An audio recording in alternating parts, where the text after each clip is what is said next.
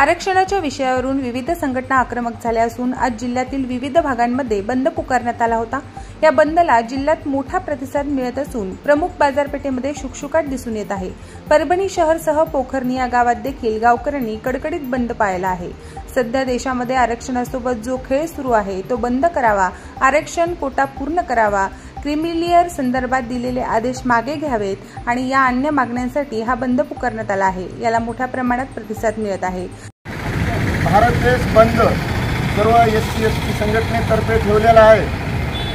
सर्व महाराष्ट्रात ॲडव्होकेट बाळासाहेब आंबेडकरांनी हाक दिल्यामुळे आम्ही वंचित बहुजन आघाडीचे सर्व पदाधिकारी यांनी पोखर्णी फाटा येथे कडकडीत बंद ठेवलेला आहे।